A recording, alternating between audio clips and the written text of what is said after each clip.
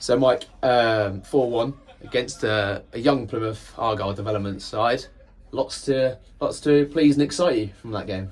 Yeah, it was good. It was good. We set up in a familiar formation, and we knew roughly what Plymouth were going to bring to the table. They were going to be very technically good and very fit, and actually they were quite aggressive, playing on that front foot, which is really pleasing to see in an opposition, because you know it's going to be a competitive game from there. As the first half went on, it was I think it was 0-0 at half time. Yeah. And it was a pleasing performance. There were some good passages of play. With the heat in that first half, I thought it was going to be a case of it just might take a little bit longer to try and get into the rhythm. Yeah. But no, I was happy with the way we settled in that first half, and obviously in the second, game sort of changed style. But no, I was pleased overall. And as you alluded to there, 0-0 at half time, 4-1 at full time. It was 5 goals coming in the second half. And there was a spell in that second half where, the goals were flying, and it 4-1. It's a 4-1. 4-1. It was. I'm sure I double check. But goals were flying in at some point. That was at least at the start of the second half. You really blew them away. I mean, that really must be pleasing for you after not scoring on Saturday, but to get 4 this time. Yeah. So the biggest thing on Saturday for me was that we were still creating the chances, and that was third game into pre-season. So I was confident that as the games went on, we would still, and provided we were still creating chances, we would get the goals.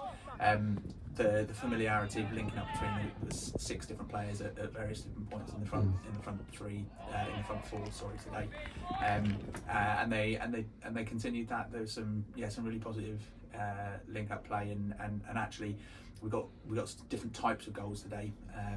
A couple from crosses, and then obviously working the ball through the centre as well. But yeah, goals will always come provided we're making the chances.